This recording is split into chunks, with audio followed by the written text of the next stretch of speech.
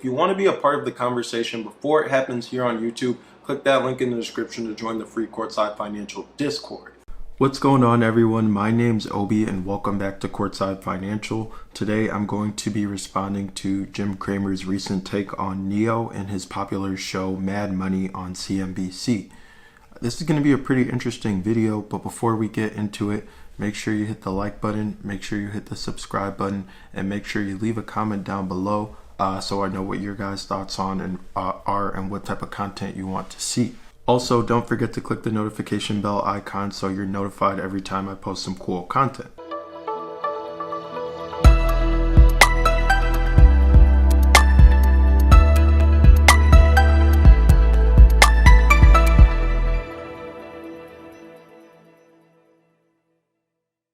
Okay, so to kick things off, let's take a look at what Jim Cramer said the other day, 2 days ago on April 6th on Mad Money.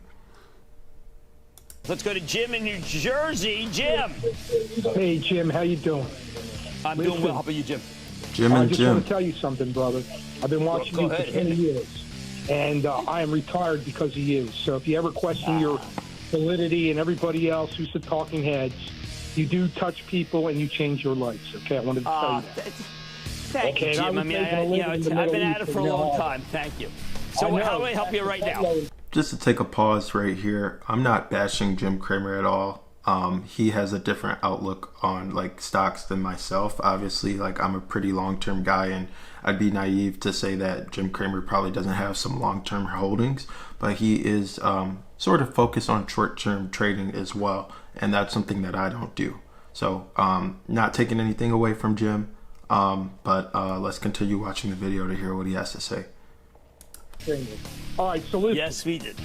Yeah. I wrote up the EV craziness a few years ago. So I bought a stock that was like $1.75, wrote it to 65, sold a third of it, bought Tesla, got a good portfolio. Now this particular stock named NIO has drifted back, but I got a lot of it. Do I stay long with it, or do I lick my wounds? I think you can hold it. You know, what's happening with some of these stocks in China is that the government runs them. They say, okay, listen, let's take that stock up. They did it in Japan, by the way, between 87 and 91. It was a very strange thing. I think the Chinese are doing that now. I want you to hold on to it for when the government runs it, and then you can sell. Okay, so when NIO IPO'd, it came into the market way too early.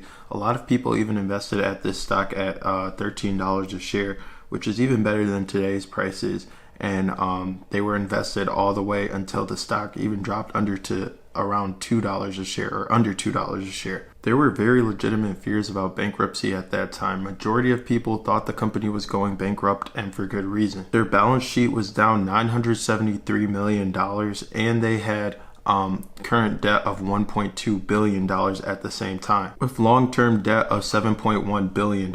That certainly doesn't paint a good picture, and you can couple that with the fact that they lost $11.4 billion in the year prior. On top of that, in 2020, the world had to shut down, and everyone had to go into lockdown mode due to the virus. 2020, the stock was up over 1,000% in only a matter of 7 months, which is pretty crazy. Well, why did that happen? A lot of lines of money came in to pretty much save the company, and NIO wouldn't be here today if they didn't get that extra help that they needed. NIO secured billions of dollars from private investors, the Chinese government, a $10.4 billion line of credit as well at the time. And the deliveries were increasing pretty much exponentially. 2020 Q2, they delivered over 10,300 vehicles, versus 2020 Q1 where they only delivered 3,838 vehicles. JP Morgan even came out to select NIO as a long-term winner in the EV market in China. Nick Lai, if you guys remember that guy. Pretty much every single analyst was on board with the company. So anyways, to Kramer's point where he's saying that China made the stock run in the past and investors should wait for China to make the stock run again, he's not entirely wrong, but he's also not entirely correct either. In the past, it just happened to be the perfect storm scenario. Have everyone think the company is going to go bankrupt because there was a good chance that it did. Then a flood of money comes in to save the stock from public entities and private entities. That's why I say he's not entirely wrong or right, because public entities that equals China, and which China has put a lot of money into NIO, but I doubt it was to pump the stock. I think it was more so to save the company. Then number 3 is go and post impressive numbers and then get Wall Street to rally behind the stock. So it was also Wall Street's choice to rally behind the stock because the fundamentals were only getting better at the time. So all of these factors actually contributed to NIO having the run that it did and seeing the stock rally. So I don't think that it was entirely or even had to do with China pumping the stock. It was more so China saving the company. Anyways, I would like to know what you guys think on his commentary and on his show in regards to NIO in this recent video. Leave a comment down below. Remember, don't forget to hit the like button. Don't forget to hit the subscribe button and join the free Courtside Financial Discord. But anyways, that's it for this one. I'll catch you guys in the next video.